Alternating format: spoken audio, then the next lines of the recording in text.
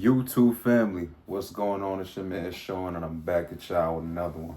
You already know, as soon as I get a feeling, right, and I start thinking about certain things that are like, you know, cornerstones in my past where it was like, if I didn't get over this, like the current reality that I live, which, to be honest, I never thought I'd be living. It's amazing to say that what I have currently, and mind you, I'm a big thinker, so I'm always thinking about, what's the next step, or, what's next? What next do I want to accomplish or want to, receive and things like that, right? But when I think about it, yo, one point in time, this right here was a figment of my imagination, yo. Me being able to talk on this camera was like the most asinine thing I could ever think of, yo. Like, I never would have thought that I would be talking to people, that I'll be posting content. You got to keep in mind, man, I never created a single social media profile for myself. Either, girls who were cool with me in school or my homies would take my phone and just create these profiles because they got tired of me living like a hermit. They're like, yo, bro, like, who the hell gonna know you if you're not on the gram, you're not on Snapchat, all these different things, bro. But that just goes to show, like, how far in the trash my confidence was. And it was like that for a while, man. Like, with the way I was raised and things like that, I never really received a lot of assurance or reassurance, from, my grandmother. I lived with my grandmother. I didn't live with my mother and my father. They was in my life, don't get it wrong. But I didn't live with them on a day-to-day. On my day-to-day, I was with my grandmother. And she had a rough, upbringing herself. And never really received love or knew how to interpret it. So she couldn't really express that to both my brother and I. And it affected me in a way, right? So, growing up, you don't have somebody telling you that you can do something, that you are the shit, that you are the man, you know what I'm saying, that you're a king. You kind of walk around with like, kind of feeling beneath others. And I went through that for a long time, yo. I'll be in school and, I'm looking at everybody else. I'm like, yo, damn, like, they so cool. You know what I'm saying? Like, damn, I want to be like that guy. You know what I mean? Like, and it was crazy. I lived like that for so damn long. And believe it or not, yo, this lasted all the way until, I want to say, yo, even through college. Like, I didn't fully start coming into my own until around like COVID, bro. All my life, I was not confident, yo. All my life, right? But the crazy thing is, I wasn't confident, but I always put myself in certain scenarios in order to boost my aura, right? It's really crazy to think about this. Like, I used to think that I needed to do any and everything to make myself as cool as possible, not knowing that I was the man all along. I'm thinking I don't get none of the shorties. They ain't checking for me or nothing like this. The way I carried myself made me less attractive. But the shorty was already checking for me. I was handsome. You know what I'm saying? I was, I had the licensing thing going on. I had the waves. I played sports and shit like that. But my confidence was in the trash. I'm telling you. On the outside, I was looking good. I was doing everything to mask, what was inside. And inside was a bunch of insecurity, bro. And I'm not gonna lie, like, it carried like that for a while. I went to college, got that freshman 15, man. And damn, shit just fucked me up, yo. I went from being, slim from playing basketball senior year, junior year, and things like that to just putting on weight. I'm just eating. Because even when I got to college, it was the same thing. Like, I had homies from high school that went to my college, Montclair State, from Jersey, by the way. So I went to MSU. I had homies from high school that went there and stuff like that. But for my first semester, I was just lost. Nobody in my family ever graduated on either side from college. So my main thing was just going just to, I guess off the strength of, wanting to be, different. You know what I'm saying? So I went, really had no plan, really didn't have any sense of direction. And when I got there, I was lost. I was lost in the sauce completely, yo. Like, I'm just going aimlessly through class. I'm dropping classes. I'm not showing up to classes, you know what I'm saying? Because I really didn't want to be there. But like I said, I was just appeasing my family. And, when you're kind of doing something where your heart is not in it, you just fuck off, bro. So that's exactly what I did that first semester. Got on academic probation. It was a rough time, man. But once again, attributed to the confidence. No structure, no discipline, anything like that. COVID hits, I'm telling you, everything just goes down, yo. Like, Yeah, we was getting a lot of stimulus checks and stuff like that. But here we are stuck in the house. We can't be active. We can't move around. We can't do anything. I got all this money. So what's the only thing that I do? DoorDash. Yo, DoorDash king. You hear me? I'm telling you. I was DoorDashing every fucking thing. Yo, multiple times a day. Popeyes. Teriyaki chicken. Chipotle. Like, yo, I was going crazy. That's the only thing I could do. That's the only thing I could do. And go for a drive maybe. But where am I driving to? You know what I'm saying? That was the only thing I could do was eat, eat, eat, eat. And I continued to pack on weight, right? And I lived like that for a while. COVID was a minute. I would say a good year and a half. I was just eating. Just staying non-active, just eating, putting on weight, man. My uncle, who was real heavy into bodybuilding, yo, he seen how I was progressing. You know, my trajectory was going like up, bro. Like I got up to like 280 pounds, man, 6 foot. But, you know, I'm not really putting two and two together or anything. He pulled me to the side. I was like, yo, Neff, yo, you looking crazy as hell. Like, you need to fix that shit, man. You looking sloppy. Said it 1 time, 2 times, 3 times, 4 times. And he started to kind of like, you know, blow minds a little bit. I'm like, yo, bro, what are you talking about, man? Like, man, like, the more he kept saying it, you know, I'm like, yo, they wouldn't be telling me anything that's not valid. It comes from the workout space.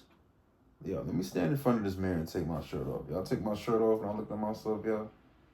Like, and I actually looked at myself, right? Because, you know, I did this thing when I was bigger. I used to always wear, like, oversized clothing. That's kind of when, like, the oversized t-shirts went in style. I always buy oversized clothing, and I would never look at myself in the mirror, ever. You know what I'm saying? Like, I forced myself to stand in that goddamn mirror, and I seen my love handles from the front. When I seen that shit, yo, I was like, yo, bro.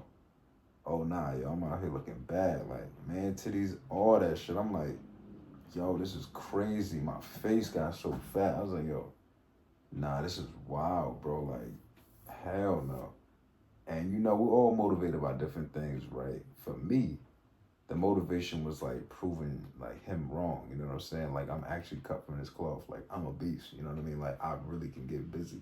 Let me show you what I'm capable of if I lock in. You know what I'm saying? And that was my angle, added fuel to my fire, right? That's what got me started. I'm gonna show him, man. I'm gonna show him. Like, you basically telling me, like, I'm not, you know, I ain't cut from the cloth that y'all cut from. Like, you know, like, your blood don't run through my veins too. You know what I'm saying? You ain't better than me. That was what I needed, though, to, you know, propel myself forward. You gotta have something that is like lighter fluid on this journey, yo. Like, gotta have something that's propelling you forward. Without that, the motivation, that shit, basura, goes out the window. Like, a lot of times you wake up, you are not gonna feel like, you know, waking up, going to the gym, doing cardio, eating a certain, you know, certain way, depending on your goals and stuff like that. It's all dependent on, you know, your why. Your why gotta be powerful, bro. A lot of y'all got families, a lot of y'all got kids. That should be all the motivation in the world, bro. You got little ones up underneath you. You want to be leaving the earth early because you can't control whether or not you put a french fry in your mouth? You call yourself a man? Like, come on, bro. You can't control your habits. Every day you get an opportunity and a choice. That applies to me as well. I had to sit and have that real conversation with myself. I'm looking at myself in that mirror, and I'm like, yo, nah, like, I hate what I'm looking at. And the hard pill to swallow is that I was responsible for it. Nobody told me to eat all that fucking food. Nobody told me to stop, you know, being active, stop going playing basketball, stop going to, you know, getting in the gym, stop, you know, prioritizing, you know, a nutrient-dense diet. Nobody told me to stop doing those things. I chose to stop doing those things. I chose to start drinking, smoking, and just having a good time all the time. You know what I mean? Once you accept that, and it's like, oh, damn, okay, I know where I went wrong. Now let's see how we can, you know, drastically change things around that are going to put me on a fast track to the life that I want to live, to getting the results that I want to acquire. Once I did that and I shifted my mindset from, you know, the feeling of instant gratification to, nah, fuck that. I'm in love with results. I want results. And I was just, you know, solely fixated on, you know, my input, you know what I mean? Just focused on the action. Of course, you know, it started off real slow. Every week went by. You know, I'm maybe, you know, looking the same, not really coming down that much on the scale, but I didn't give a damn. At that point, I was so low in life, man, I just needed something to, you know, exert some energy. That was toward the tail end of COVID when they started giving funding. My crypto, you know, profile went to shit.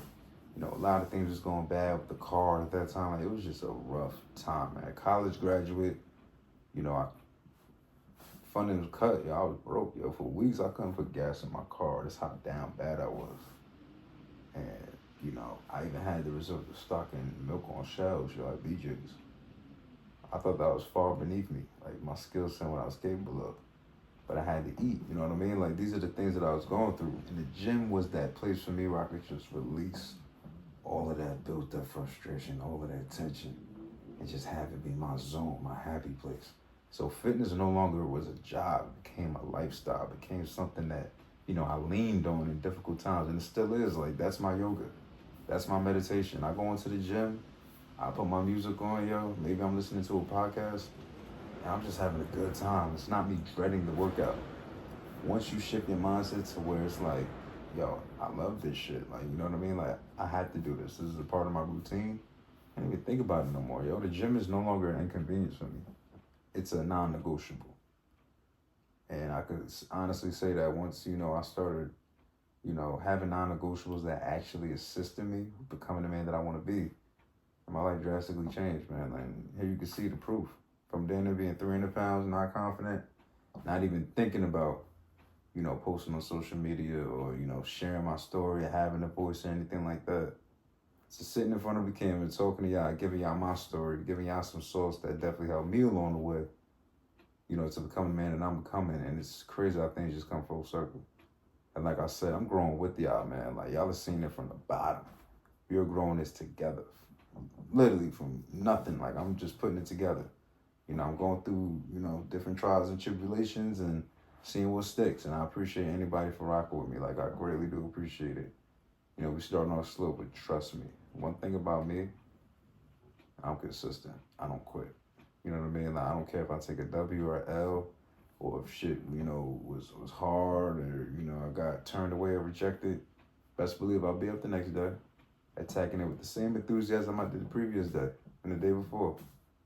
As long as you're waking up every day, continuing to take a step forward, and doing it with enthusiasm, there's no way you won't reach your goals. I've never seen that in life. That gives me confidence, because I know, all right, maybe I slipped up. You know, I ain't post, you know, X amount of stories on my IG. Cool. Next day we work toward that. Maybe I slipped up, ate a slice of cheesecake from Cheesecake Factory. All right, we get back on program with the diet.